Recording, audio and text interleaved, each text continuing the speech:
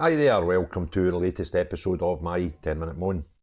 The topic of this 10-minute moan is the financial disaster put onto the SNP by the Scottish electorate at Thursday's election. Now, some people have asked and contacted me, both privately and in social medias, etc., wondering what's happened to my videos over the last 2 days, and I'll be perfectly honest with you, I was no fit state due to the effects of celebrating the financial demise of the SNP. So thank you to everybody who contributed to my illness over the last 24 hours called a hangover. Anyway, on a serious note, the whole drive for me to tactically vote was the financial state of the SNP, and I quite firmly believe that if any more of their income is taken from them and in jeopardy, then they would suffer potentially bankruptcy, and I still hold that.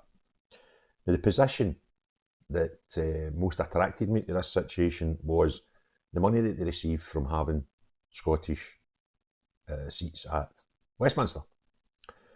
And prior to Thursday, they received short money from Westminster. That's money given to the opposition parties based on the number of seats and votes they have to help them run their party. And that was 1.2, just under £1.3 million up until Thursday. And he also took a ministerial levy off their parliamentarians, which was about £500,000 from memory.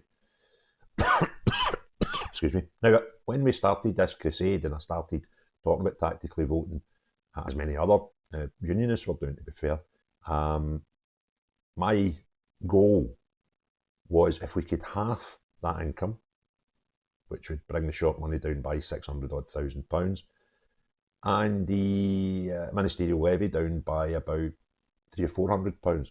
If we could make a dent of £800,000 into the SNP's finances, then I thought that would potentially bankrupt them. What the Scottish public done on Thursday far battered that target, and it was phenomenal. It was phenomenal to watch. And now they're left with 9 MPs. So instead of having all this short money and all this ministerial money, they have lost about £1.5 million next year. And over the next 12 months, regardless of potential loss of memberships, potential loss of donations, if all of that remained the same, the SNP will be £1.5 million worse off next year than they were last year in income. They can't do anything about that income for another 5 years because that's how long a parliament lasts. So the total effect on the SNP done by the Scottish public on Thursday, £6.5 million over the length of this parliament. That's an amazing. And it's not just unionists, by the way. What the unionists were doing was trying to supply enough votes to catch up with the SNP in the seats that they won. The nationalists, they left the SNP in droves. They had about 40% of the vote the last time we went in an election to Westminster. That time, 29.9% of the vote. 25% of their voters abandoned them at that last election. And with that coupled with, so that brought their votes down, and the party who was either beaten them before or second before with tactical voting by unionists, that stacked their totals up. So the nationalists done that to the SNP, and the unionists done that to the party best placed to beat them. And with those combined, we're down at 9 seats.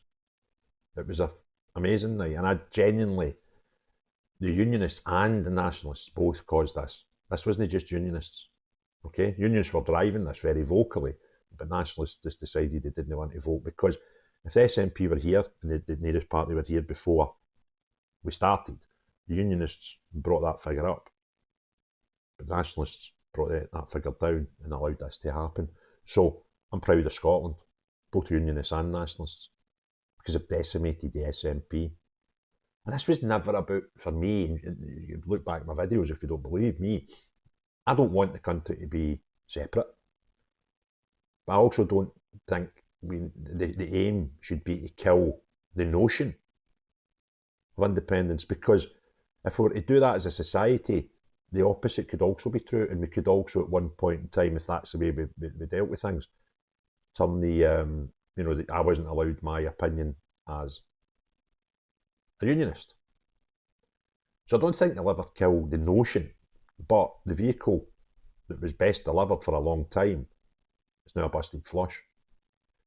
So nationalists will do whatever nationalists need to do to try and keep their thing alive, and the amount of nationalists never went down on Thursday. That didn't change. The people that wanted an independent Scotland wasn't less on Thursday than it was on Wednesday. That just not happening.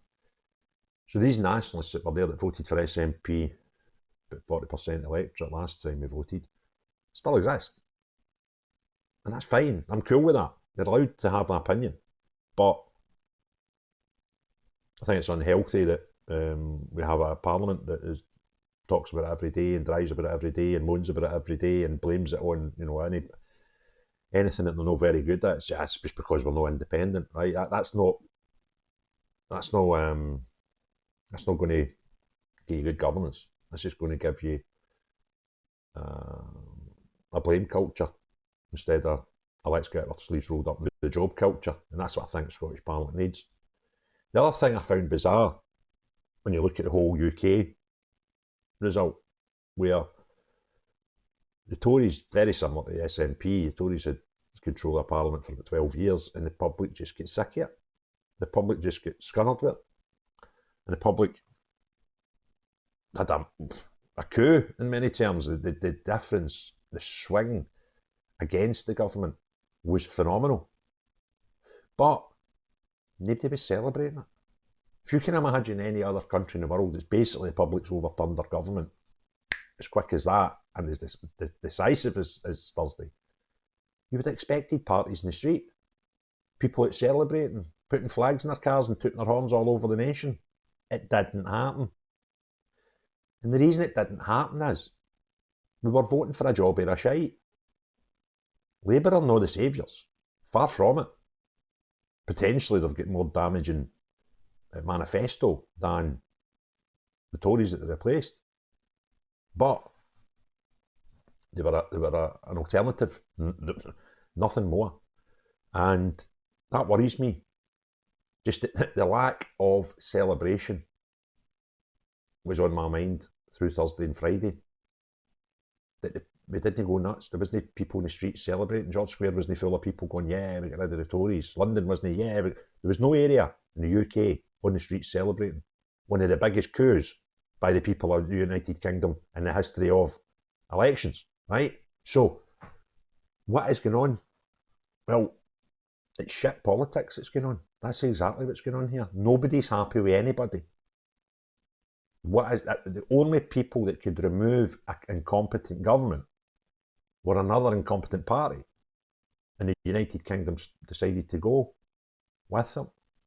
And some people, I've been accused of a few things, by the way, by unionists. Things that I've caused this. Some people that are non-Labour supporters that voted Labour because of tactical voting are having a bit of a crash in their own mind, conscience right now, because they go, shit, it's Labour now, what happens next? Let me just assure every single person in Scotland who tactically voted for Labour, dependent on their postcode, because other people tactically voted Conservative or Lib Dem. So, the ones that had to vote Labour to tactically vote do not have 1 ounce of guilt in your mind, because you done your thing. Now let me explain why you should not have any guilt, because it's been flung at me personally, and it would have been flung at some other people, unionists who asked people to vote Labour in certain constituencies, that you brought on this Labour government. Well, we didn't, and let me explain why. See, if not a single person voted for Labour in Scotland, we would still have a Labour government today. Keir Starmer would still be the Prime Minister. And this is what I was telling people before the election. He'd won that election before the election papers were posted out, right? So if we take all those people that voted Labour for their tactical voting reasons, take them out of the equation, Keir Starmer would still be the Prime Minister. So they did not put Keir Starmer. Anybody that tactically voted Labour did not put Keir Starmer in power. What they did do, and they were very successful at doing, was costing the Scottish National Party £6.5 million, of which they will probably not recover from. And I will be shocked and stunned if they're no bankrupt by the Holyrood elections. If they're no bankrupt by the Holyrood elections, there's something wrong, because it doesn't make sense. By the way, their new set of accounts will have been sent to the Electoral Commission now. It's right about now, it's their due. I think it was the 7th of July they sent them last time. But it'll be August before we get to see them. You know, the public get to see them, they're up online.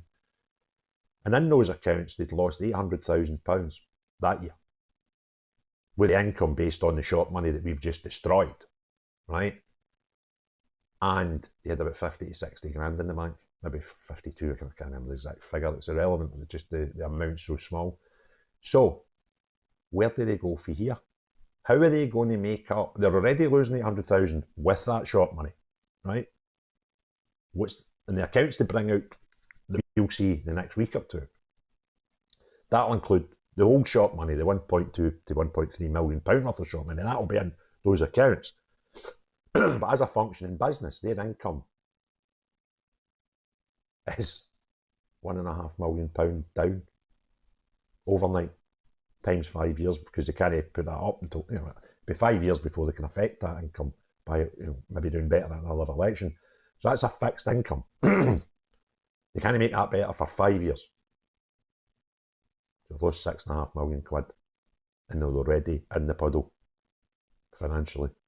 So, can't wait to see their accounts that come out. We then look at the ministerial levy and the short money on the accounts, and imagine what they'll be like. £6.5 million worse off. So well done, the Scottish people, and actually well done the Nationalists as well, for helping this get to the where it is. And all the Unionists that broke their heart. Done the same myself. Played with my conscience, even standing in that polling booth, putting an X on Labour, broke my heart. But we done it. We done it for the right reasons. And the end of the SNP can't be far away. So well done. Enjoyed the video, give me a thumbs up. If you've not already done so, please consider subscribing. And, most importantly of all, wish the SNP what's left of their stinking party, or one of their cult followers that's still there. See everybody else. Have a great day. Cheery bye now.